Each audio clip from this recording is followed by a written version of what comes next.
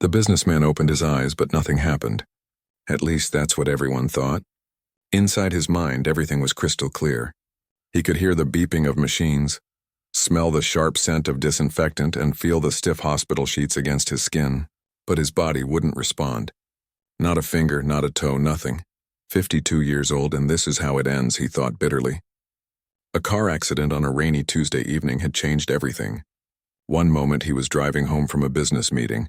The next, his luxury sedan was wrapped around a telephone pole. The doctors told his family he was in a coma. Minimal brain activity, they said.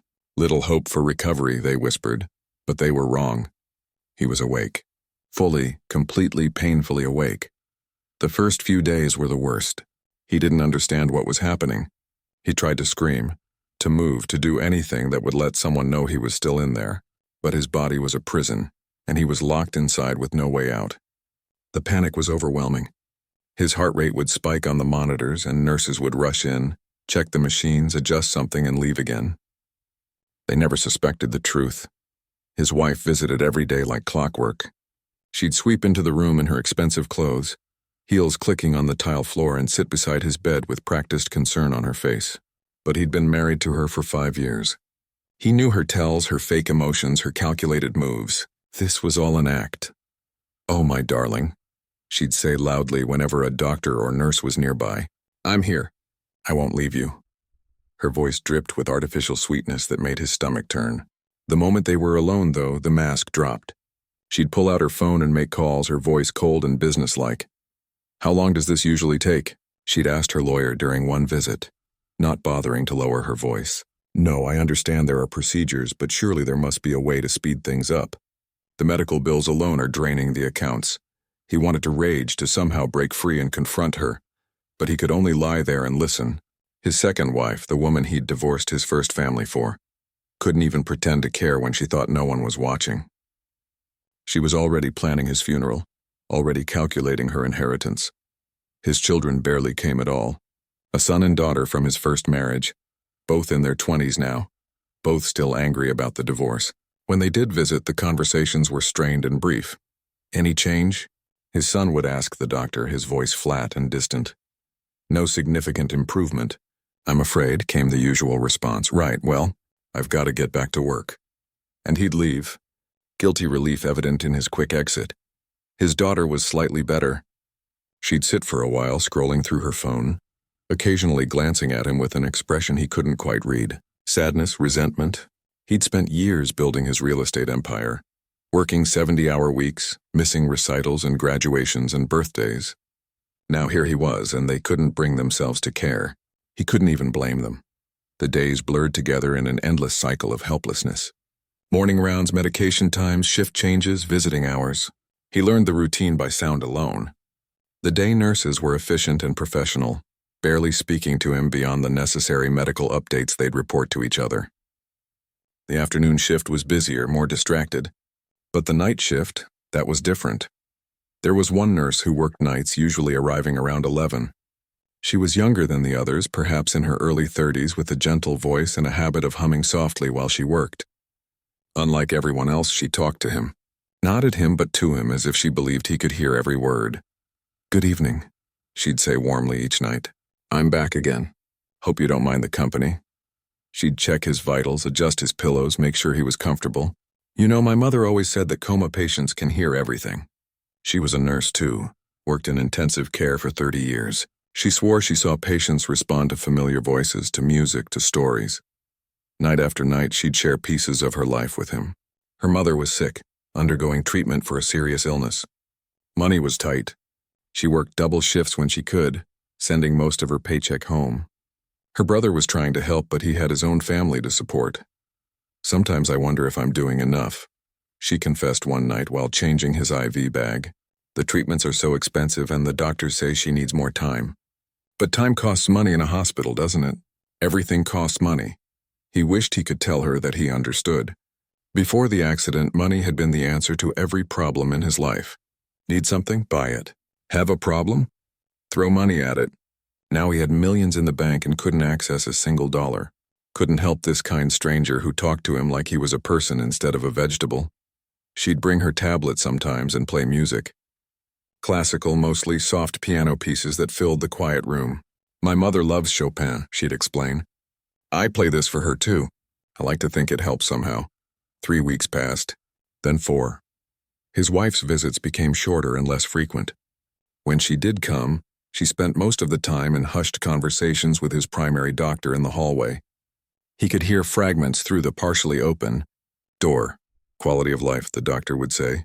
Financial considerations, his wife would respond. These decisions are never easy, the doctor would add, his voice heavy with false sympathy. They were planning something. He could feel it in the way the conversation stopped abruptly whenever another staff member approached, in the way his wife's eyes would linger on him with calculation rather than grief. The night nurse seemed to notice too. One evening, after his wife had left following a particularly short visit, the nurse stood at the foot of his bed for a long moment, her arms crossed, her face troubled. Something's not right, she murmured, more to herself than to him. I've seen this before. She checked his chart, frowning at something written there. No, this doesn't make sense. Your numbers are improving, not declining. She made some notes, then spent extra time checking his responses, his reflexes, shining a light in his eyes. He tried with everything he had to move something, anything, a finger, an eyelid, the smallest twitch, but nothing worked. The connection between his brain and his body was severed or blocked, or damaged in some way he didn't understand. I wish you could tell me what's going on in there, she said softly, placing a gentle hand on his arm. I have this feeling that you're fighting, that you're still in there somewhere. She was right. He was fighting. Every single second of every single day, he was fighting to find a way back. But the harder he tried, the more exhausted he became and the more hopeless it seemed. That night after she left, he lay in the darkness and let himself admit the truth he'd been avoiding. If things continued this way, his wife would win. She'd convince the doctors to let him go, to disconnect the machines, to end the life support, and he'd die, fully conscious, screaming silently in his own mind while everyone believed they were granting him mercy. Unless something changed, unless someone realized the truth. The night nurse was his only hope. She was the only one who seemed to care, the only one who looked at him and saw a person still worth fighting for. But how could he reach her? How could he make her understand that he was trapped, aware, desperately trying to communicate? The machines beeped steadily in the darkness. Outside his door, footsteps echoed in the hallway. Another night was beginning. Another endless stretch of consciousness trapped in stillness. But something was different tonight. He could feel it. Change was coming, for better or worse. He just didn't know yet that the truth would be far more shocking than he could ever imagine. It was well past midnight when the night nurse entered his room again. The businessman had learned to distinguish her footsteps from everyone else's. Quieter, more careful, as if she was trying not to disturb him even though she thought he couldn't hear. The door clicked shut softly behind her, but something was different tonight. He could sense it immediately. Her movements were slower, hesitant. She didn't hum like she usually did. Instead, she pulled the chair close to his bedside and sat down heavily, as if carrying an enormous weight. For several minutes, she said nothing. He could hear her breathing, uneven and shaky. Then came a sound that made his heart ache even though his face couldn't show it. She was crying. Soft, suppressed sobs that she was clearly trying to control. I'm sorry, she finally whispered. I'm so sorry. His mind raced. Sorry for what? What had happened? I need to tell someone, she continued, her voice barely audible. Even if you can't hear me. Especially because you can't hear me. I need to say this out loud before I lose my nerve. There was a rustling sound as she shifted in her chair, moving even closer. He could feel her presence, smell her faint floral perfume mixed with the antiseptic scent that clung to all the hospital staff. I've been changing your medications, she said, and the words hung in the air like a confession in church. Not much, just small adjustments, diluting some of the doses, timing others differently. Nothing that would hurt you, I swear. Actually, the opposite. The businessman's mind reeled. This woman he'd thought of as his only ally was tampering with his treatment, but she said it wasn't hurting him. What did that mean? You have to understand, she went on, her voice gaining strength through the tears. I didn't want to do it. But I've worked here for 6 years. I've seen things. Terrible things that nobody talks about. She paused and he heard her take a shaky breath. The hospital is struggling financially. They don't tell the public, but all the staff know. Budget cuts, reduced staffing, pressure from the corporate office to improve the bottom line. And you know what's expensive? Long-term care patients. People like you, who might need months or years of treatment. His chest would have tightened if he could control it. He knew where this was going, and the dread was overwhelming. 2 months ago, there was a patient in room 412. A woman, maybe 60 years old, car accident like yours. She was in a coma, stable condition. Decent chance of recovery according to the neurologist. But she didn't have family fighting for her, just a distant nephew who visited twice. The nurse's voice dropped even lower. Dr. Hammond, your primary physician, he convinced the nephew that she wouldn't want to live like that. Quality of life, he kept saying. Dignified end. All the right words that sound so caring and compassionate. The nephew agreed to palliative care. They moved her to hospice, stopped treatment, and she died 4 days later. That wasn't the first time, she continued bitterly, and it wasn't the last. Last month, room 408. A man in his 70s, stroke victim. Same story, same doctor, same outcome. The administration doesn't say it outright, but there's an unofficial policy. Long-term coma patients without strong family advocacy get transitioned to end-of-life care within 6 to 8 weeks. The businessman wanted to scream. This couldn't be real. This was a prestigious private hospital, not some nightmare from a horror story. But even as he tried to deny it, he knew it made horrible sense. He'd built a real estate empire by understanding money and incentives. Of course, hospitals would face pressure to free up expensive beds. Of course, they'd find ways to justify it to themselves. Your wife, the nurse said, and her tone turned cold. She's been meeting with Dr. Hammond. I've seen them talking in his office, in the hallway, always when they think nobody's paying attention. But nurses notice everything. It's our job to notice. She stood up, and he heard her pacing now, her shoes scuffing against the floor. 3 days ago, I was walking past the doctor's lounge. The door was cracked open and I heard voices. Your wife and Dr. Hammond. She was asking how long the process usually takes, not your recovery. The process of transitioning someone to comfort care only. She was asking about timelines, about the paperwork required, about whether family consent was enough or if they needed additional approvals. The businessman's mind flooded with rage and fear. His wife was planning to kill him, not with a weapon or poison, but with medical paperwork and false mercy. Dr. Hammond told her that with a cooperative family member who has power of attorney, the transition can happen fairly quickly, especially in cases where the prognosis is poor and brain activity is minimal. He practically gave her a roadmap. The nurse stopped pacing and returned to his bedside. Her hand found his, holding it gently. That's when I decided to act. I couldn't watch it happen again. I couldn't let another person die before their time just because they were inconvenient and expensive. So I started making small changes to your care. Nothing dramatic enough to raise red flags, but enough to keep your condition stable. Enough to buy time. She squeezed his hand and he felt it. He felt it. The sensation was muted, distant, like feeling something through thick gloves, but it was there. I've been documenting everything you're doing right, she explained.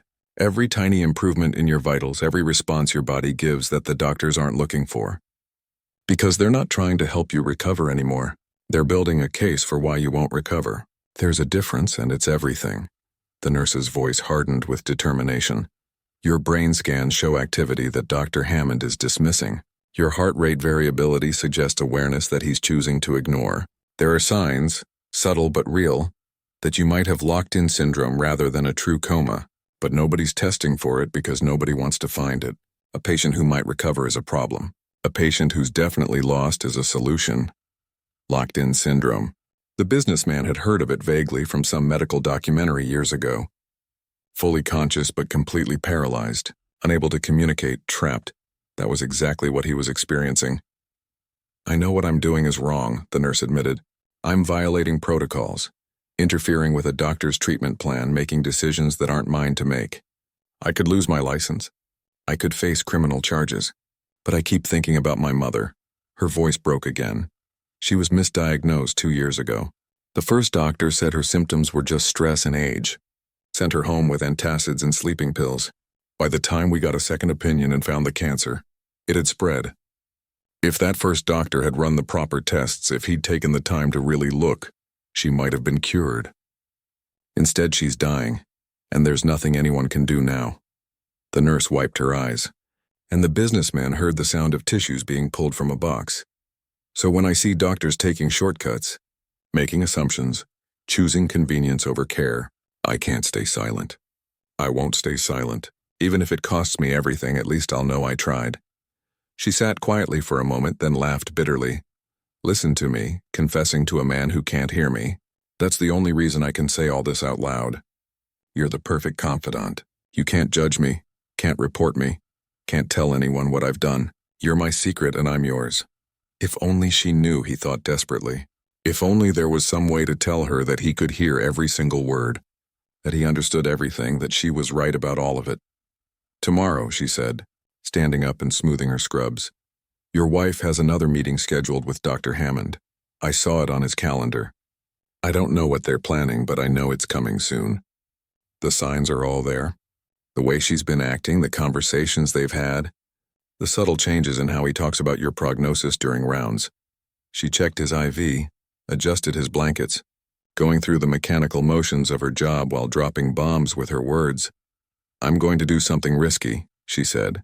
I'm going to request a consultation with a different neurologist. Someone outside this hospital. Someone who doesn't have a relationship with your wife or Dr. Hammond. I'll say I'm concerned about the diagnosis, that I think additional testing is warranted. It probably won't work.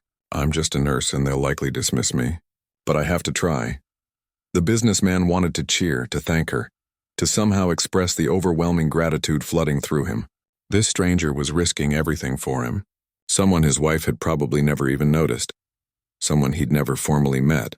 Was the only person in the world fighting for his life. I wish I could know if I'm doing the right thing. She whispered. What if I'm wrong? What if you really are in a deep coma, and I'm just prolonging suffering instead of preventing murder? What if keeping you alive is cruel, and letting you go would be mercy? No, he screamed in his mind. You're right. I'm here. I'm alive. Don't let them kill me, but no sound came. No movement betrayed his awareness. He remained a silent witness to his own fate. The nurse gathered her things and moved toward the door. She paused with her hand on the handle. I'll be back tomorrow night, she said, and the night after that, and the night after that. As long as you're here, as long as there's even the smallest chance that you're fighting to come back, I won't give up on you. Someone has to be on your side. The door opened and she slipped out into the hallway, leaving him alone with his thoughts and his terror and his desperate, helpless hope. He had an ally. She didn't know he knew, and he couldn't tell her how much it meant. But somewhere in this nightmare, there was one person who cared whether he lived or died. One person standing between him and the people who wanted him gone. The question was whether one person would be enough. The morning after the nurse's confession, the businessman woke from a fitful sleep cycle with renewed determination. He'd spent years building an empire through sheer force of will and refusing to accept defeat. Now his life depended on that same stubborn refusal to give up. He focused every ounce of mental energy on his right hand, the hand the nurse had held last night, the hand where he'd felt just the faintest ghost of sensation when she squeezed it. If he could feel something, maybe he could move something, maybe. Hours passed. The day nurses came and went, checking vitals, rotating his position to prevent bed sores, going through their efficient routines. He barely registered their presence. His entire world had narrowed to a single point of focus. His index finger. Just one finger. That's all he needed. Move, he commanded. Move, damn it, nothing happened. But he didn't stop trying. His wife arrived late in the afternoon, earlier than usual. She was on the phone when she entered, not bothering to lower her voice. Yes, the meeting is scheduled for tomorrow morning, she said. Dr. Hammond thinks we should move forward quickly. He says the longer we wait, the more complicated it becomes. A pause. No, of course I'm devastated. This is the hardest decision of my life. But we have to think about his dignity, his quality of life. He wouldn't want to live like this. The businessman's fury was a living thing burning in his chest. She was so convincing, so smooth with her lies. To anyone listening, she sounded like a heartbroken wife making an impossible choice. Only he knew the truth. She ended the call and sat down beside his bed, pulling out a compact to check her makeup. The mask of grief was nowhere to be seen. She looked bored, impatient, checking her watch twice in as many minutes. This is taking forever, she muttered to herself. The lawyer said the life insurance policy pays out faster if it's a medical decision rather than an accident claim. Something about contested versus uncontested.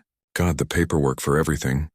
She stood up, gave him one last calculating look, and left. The entire visit had lasted less than 10 minutes. Back to his finger. Back to the only thing that mattered. Evening came.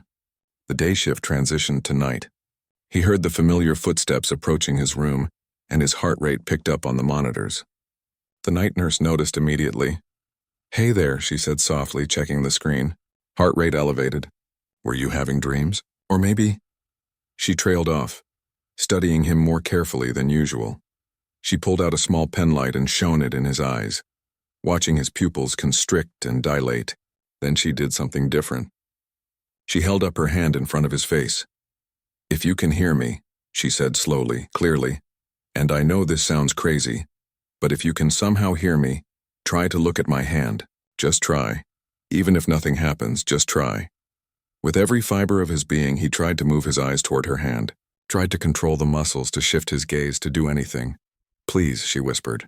"Give me a sign, anything." He pushed harder than he'd ever pushed before.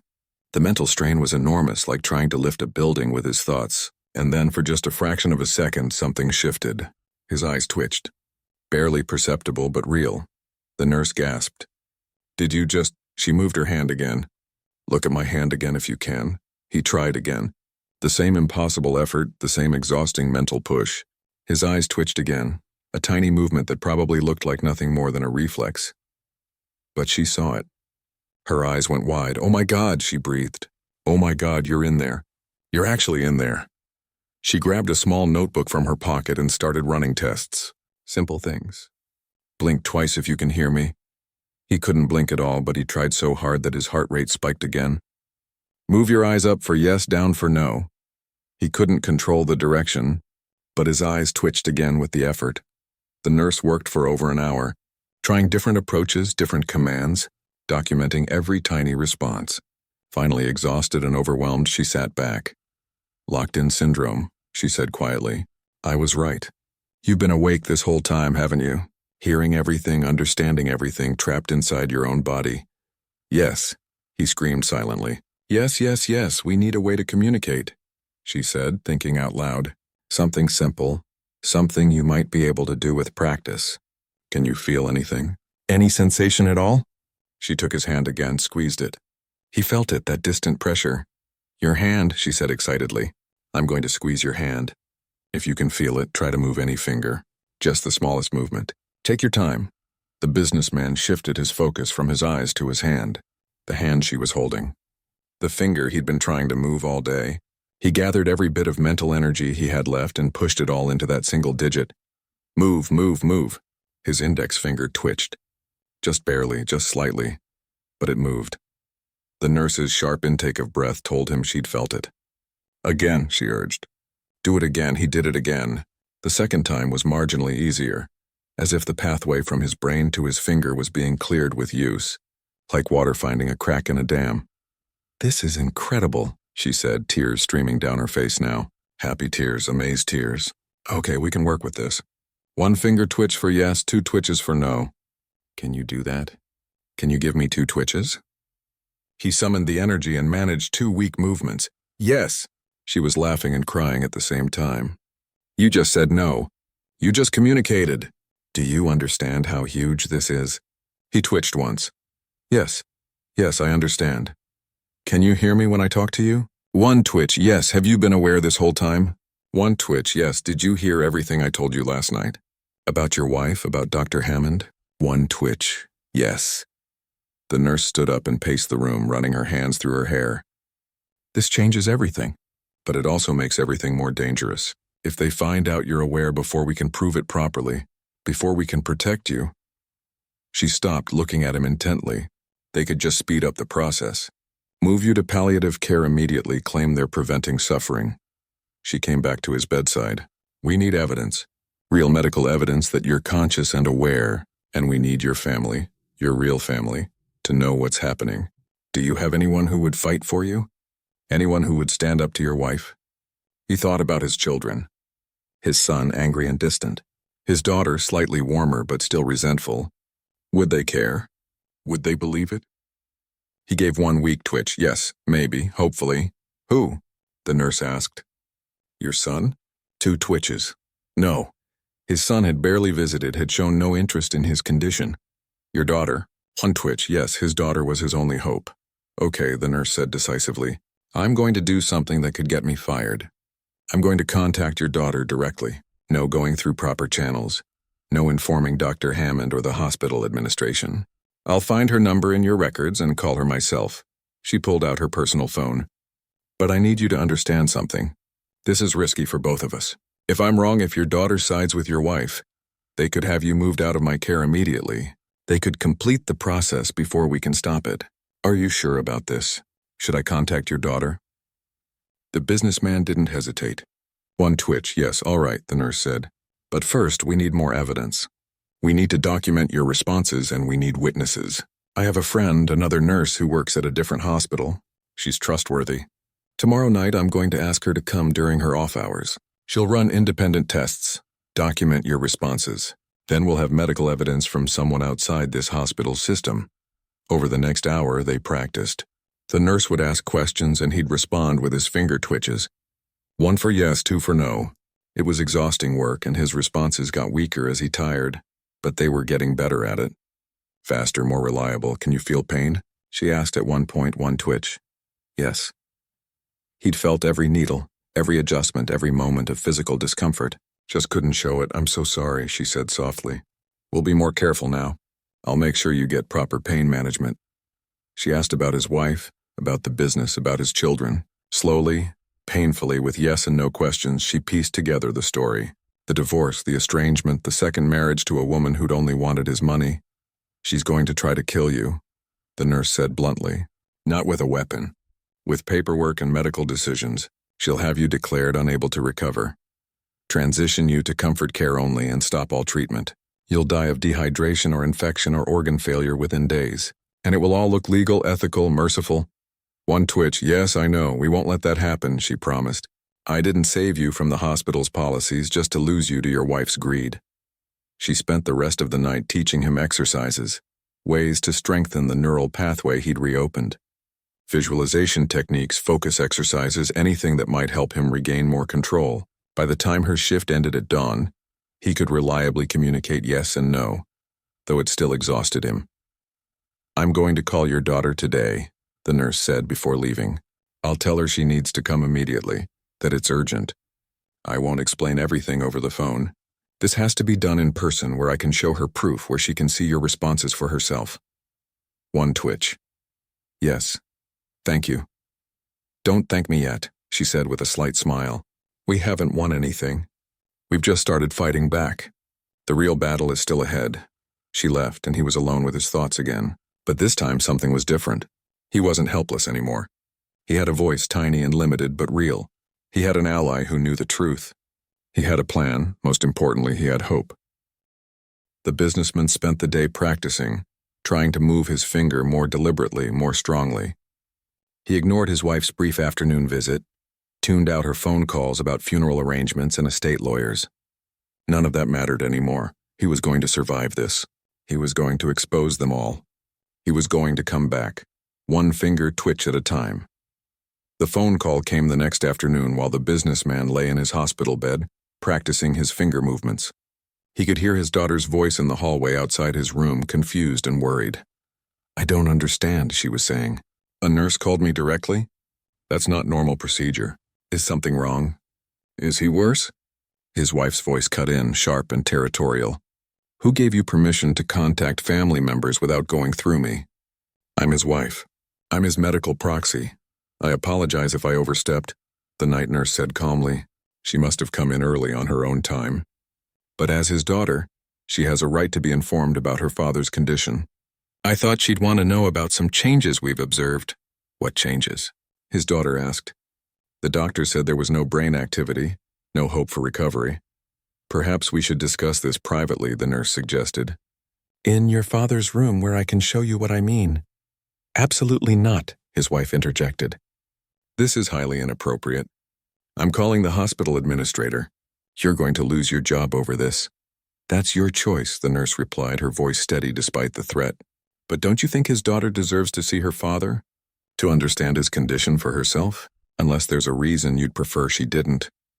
The silence that followed was heavy with tension. The businessman's heart rate increased on the monitors and he forced himself to calm down. He needed to stay focused for what was about to happen. "Fine," his wife finally said, "but I'm staying in the room. And I'm documenting everything for my lawyer." The door opened and 3 women entered. His daughter looked older than he remembered, tired and wary. She'd gotten her mother's eyes, he noticed, eyes that had once looked at him with adoration, before the divorce, before he'd chosen his new wife over his family. "Hi, Dad," she said softly, approaching the bed. Her voice carried old hurt, old resentment, but also something else. Concern, maybe, or at least curiosity. The night nurse positioned herself on the other side of the bed. "Thank you for coming. I know this is unusual, but I've been working with your father for several weeks now, and I've noticed some responses that I believe indicate awareness." His wife scoffed. "This is ridiculous. The doctors have been clear. He's in a vegetative state." "Actually," the nurse corrected, "the diagnosis was coma with minimal brain activity, which is different from a vegetative state and very different from locked-in syndrome." "What's locked-in syndrome?" his daughter asked. "It's a condition where a patient is fully conscious and aware, but unable to move or communicate due to complete paralysis. They can see, hear, and understand everything, but their body won't respond to their commands." His daughter stared at him, something shifting in her expression. "You think that's what he has?" "I think it's possible," the nurse said carefully. "And I'd like to show you something. With your permission, I'm going to run a simple test." His wife moved closer, her phone held up, recording. "This is all going in my complaint." The nurse ignored her. She took the businessman's hand gently. "Sir, if you can hear me, I want you to try to move your index finger. Just once. Can you do that for me?" He focused all his energy on that finger and managed a small but visible twitch. His daughter gasped. "Did he just—" "Could be a reflex," his wife said quickly. "Coma patients have reflexes. It doesn't mean anything." "Let's try again," the nurse said. "Sir, can you move your finger twice this time?" 2 separate movements. He concentrated and produced 2 distinct twitches. "That's not a reflex," his daughter said, her voice rising with emotion. "That's deliberate. He's responding to commands." "This is confirmation bias," his wife argued, but there was an edge of panic in her voice now. "You're seeing what you want to see." The nurse turned to his daughter. "Would you like to try?" Ask him a question. Something only he would know the answer to. 1 finger twitch for yes, 2 for no. His daughter hesitated, then stepped closer. Her hand hovered over his, not quite touching. "Dad, is it really you in there?" He twitched once, yes. Tears filled her eyes. "Oh God, this whole time?" 1 twitch, "Yes, this is absurd," his wife said, but she was backing toward the door. "I'm getting Dr. Hammond. He'll put a stop to this circus." "Do you know who I am?" his daughter asked, ignoring her stepmother. "Do you recognize my voice?" 1 twitch, "Yes, am I your daughter?" 1 twitch, "Yes." She started crying in earnest now, gripping his hand. "I'm so sorry. I'm so sorry I didn't visit more. I thought you were gone. I thought there was no point." The nurse spoke gently. "There's something else you need to know. Something urgent. Your father is in danger." His daughter looked up, confused. "What do you mean?" "There's a meeting scheduled for tomorrow morning. A meeting to discuss transitioning your father to palliative care only. That means stopping all treatment except pain management. It means letting him die. But if he's aware, if he's conscious—" "Exactly," the nurse said. "And there are other concerns. Financial pressures on the hospital, questionable decisions by his primary physician, and certain conversations between Dr. Hammond and your stepmother that suggest this isn't really about your father's best interests." His wife had been inching toward the door, but now she froze. "What are you implying?" "I'm not implying anything," the nurse said calmly. "I'm stating facts. You've had multiple private meetings with Dr. Hammond. You've been asking about timelines for end-of-life decisions. You've been consulting with lawyers about estate matters while your husband is still alive. How dare you?" "I dare because someone needs to," the nurse shot back, her calm breaking slightly. "I've watched this happen to other patients. People who might have recovered if they'd been given a chance. People whose families were convinced to pull the plug because it was convenient, because it was expensive to keep fighting, because the doctors had already written them off." His daughter was looking between them, her face pale. "Is this true? Have you been trying to—" "Of course not," his wife said. "This is slander. This nurse is mentally unstable. clearly obsessed with my husband. I'm calling security. Ask him, the nurse said simply. Ask your father if he trusts his wife. His daughter looked at him, then at her stepmother, then back at him. Dad, do you trust her? 2 twitches, no. Does she want to help you get better? 2 twitches, no. Dad, I need you to be really clear about this. Do you think she's trying to hurt you? 1 twitch, yes. His daughter stood up, her face hardening. Get out, she said to her stepmother. Excuse me? Get out of this room now and don't come back. I'm his wife. And I'm his daughter, and I'm telling you to leave. Dad just made it very clear he doesn't trust you. So get out before I call security myself. His wife's mask finally cracked completely. Rage and fear fought for dominance on her face. You have no idea what you're doing. The medical costs alone are bleeding his accounts dry. Someone has to make the practical decisions. The practical decision to let him die so you can inherit? His daughter said coldly. Yeah, I'm starting to understand a lot of things. His wife left, slamming the door behind her. His daughter sank back into the chair, shaking. What do we do now? She asked the nurse. Now we fight, the nurse said. First, I need you to formally request a second medical opinion from a neurologist outside this hospital. As his daughter, you have that right. Request a full evaluation for locked-in syndrome, including advanced brain imaging and response testing. Okay, his daughter said, pulling out her phone to take notes. What else? We need to document everything. I have a friend, another medical professional who's willing to come tonight as a witness. She'll run independent tests and provide written documentation of his responses. That gives us evidence from 2 separate healthcare workers outside the hospital's chain of command. The nurse pulled out a small device from her pocket. It looked like a flower arrangement decoration, but the businessman recognized what it actually was. A recording device. I've also been collecting evidence, the nurse admitted. Conversations, meetings, decisions that don't add up medically. It's probably not legal for me to record without consent, which means it might not be admissible in court. But it's enough to show a pattern, enough to raise serious questions. His daughter stared at the device. How long have you been doing this? Since I realized what was happening. Since I decided I couldn't stand by and watch another patient die unnecessarily. The nurse looked at the businessman. I'm sorry I didn't ask your permission first. But you couldn't give it, and time was running out. 1 twitch. It's okay. Thank you. We need a lawyer, his daughter said. A good one. Someone who specializes in medical advocacy and patient rights. Already ahead of you, the nurse said, handing over a business card. This lawyer has helped families in similar situations. She works fast and she doesn't back down from hospitals or doctors. They spent the next 2 hours planning. The nurse's friend arrived, a pediatric specialist who dealt with communication disorders. She ran thorough tests, documented every response, and took video evidence on her phone. By the end, they had clear, undeniable proof that the businessman was conscious and aware. His daughter called the lawyer from the hallway, explaining the situation in urgent whispers. When she came back, her face was set with determination. Attorney will file an emergency injunction first thing in the morning, she said. It'll block any medical decisions until a proper evaluation can be done. She's also going to request a review of Dr. Hammond's recent cases and the hospital's policies on long-term care patients. Your stepmother won't take this well, the nurse warned. Neither will Dr. Hammond. They're going to fight back hard. They'll try to discredit me, claim I'm overstepping, maybe even suggest I've been harmful to your father's care. Let them try, his daughter said fiercely. I'm not losing my father again. Not when I just got him back. She turned to the businessman, tears streaming down her face again. I'm sorry I wasn't here sooner. I'm sorry I let my anger keep me away. But I'm here now and I'm not going anywhere. 1 twitch. I'm sorry too, for what? She asked.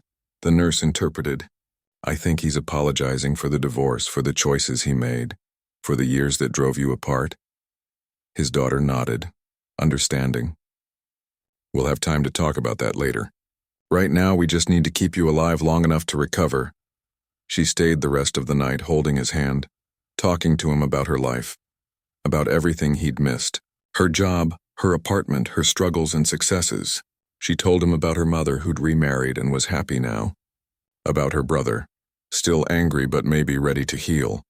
When dawn came, his daughter was still there, exhausted but resolute.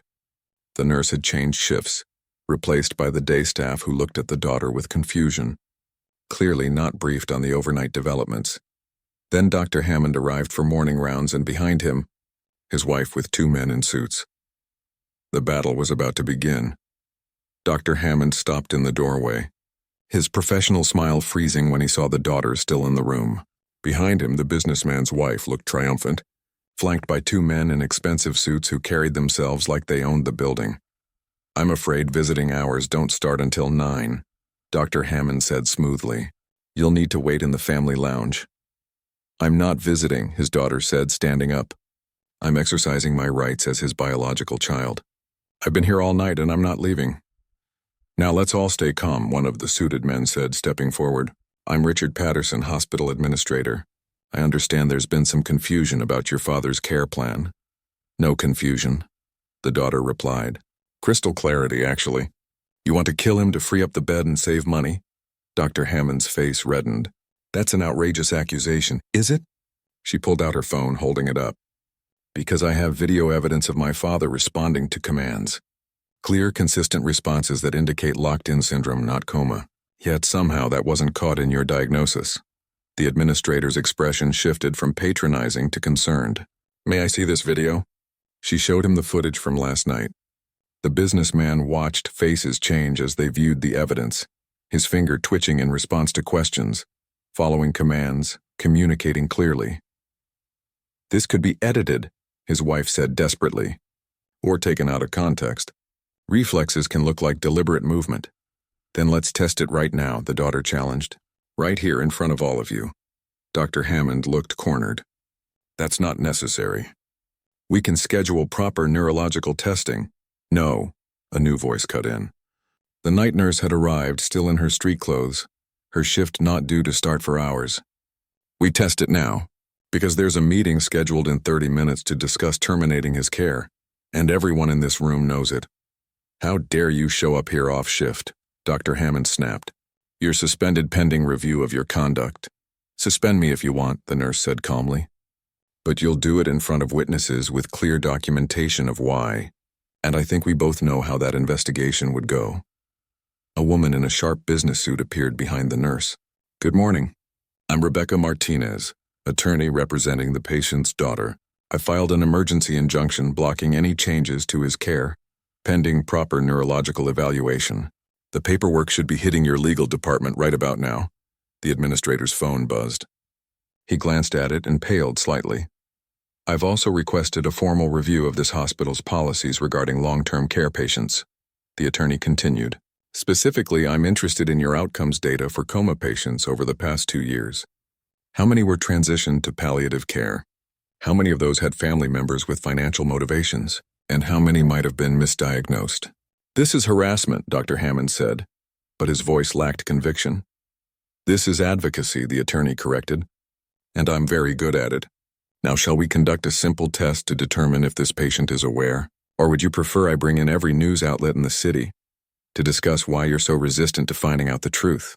The administrator looked at Dr. Hammond, then at the wife, then at his phone buzzing with what were clearly frantic messages from the legal department. "Run the test," he said quietly. Dr. Hammond approached the bed reluctantly. "Sir, if you can hear me, move your right index finger once." The businessman twitched his finger immediately. "Could be involuntary," Dr. Hammond said weakly. "Then ask him to do it twice," the daughter challenged. "Move your finger twice. 2 twitches, clear and deliberate." "Ask him something only conscious patients could answer," the attorney suggested. "Something that requires understanding, not just reflexes." Dr. Hammond hesitated. "Are you experiencing pain?" 1 twitch. "Yes." The businessman wanted him to know. Wanted them all to know he'd felt everything. "Is today Tuesday?" Dr. Hammond asked, and it was actually Wednesday. 2 twitches, no. "Is it Wednesday?" 1 twitch, yes. The administrator stepped forward. "Do you know who these people are?" "Your wife?" 1 twitch, yes. "Your daughter?" 1 twitch, yes. "Do you want to continue treatment?" 1 strong, emphatic twitch, yes. The room fell silent. The businessman's wife looked like she might be sick. Dr. Hammond stared at the monitors as if they'd betrayed him. The administrator was already typing rapidly on his phone, likely calling lawyers of his own. "I want him transferred," the daughter said. "Today, to a different hospital with specialists in locked-in syndrome. I want a full neurological workup, and I want him nowhere near anyone involved in this. That seems reasonable, the administrator said quickly, clearly trying to contain the disaster. I'll arrange the transfer immediately. Not so fast, the attorney said. First, we need to understand what happened here. How a conscious patient was misdiagnosed. How end-of-life discussions began before proper testing was completed. How financial considerations influenced medical decisions. She turned to the wife. And we need to discuss the meetings you had with Dr. Hammond. The ones where you discussed timelines for inheritance. The conversations about your husband's estate while he was supposedly in a coma. I don't have to listen to this, the wife said, turning to leave. Actually, you do, the attorney said, because there's a detective waiting outside who'd very much like to ask you about conspiracy to commit fraud, if not something worse. Turns out when you try to manipulate medical decisions to speed up an inheritance, that's a crime. 2 police officers entered the room, and the businessman's wife went white. Mrs. Whitmore, we need you to come with us for questioning, one officer said. You're not under arrest at this time, but we strongly suggest you cooperate. She looked at Dr. Hammond desperately, but he was staring at his own feet, clearly trying to distance himself from her. The officers escorted her out, her protests echoing down the hallway. As for you, the attorney said to Dr. Hammond, there will be a full investigation into your practices. Every long-term patient you've treated in the past 3 years. Every decision you made about end-of-life care. If this is part of a pattern, if other families were pressured into decisions they didn't fully understand, you'll face consequences. Dr. Hammond's jaw tightened. I was trying to prevent suffering. To make difficult decisions that families couldn't make themselves. That's not your choice to make, the night nurse said quietly. Your job is to heal people, not decide who's worth healing. The administrator cleared his throat. Dr. Hammond, consider yourself on administrative leave. Your cases will be reviewed, and pending that review, you won't be treating patients. The doctor left without another word, his career likely over. The administrator turned to the businessman. Sir, I apologize on behalf of this institution. What happened here should never have occurred. We'll cooperate fully with the investigation, and we'll ensure you receive the best care possible. Starting with that transfer, the daughter added firmly. Yes, of course. I'll arrange for an ambulance to take him to Metropolitan General. They have an excellent neurology department. After the administrator left, the room felt quieter, calmer. The daughter sat back down, holding her father's hand. The attorney excused herself to make calls. The night nurse remained, finally smiling. You did it, she said to the businessman. You survived, one twitch. We did it.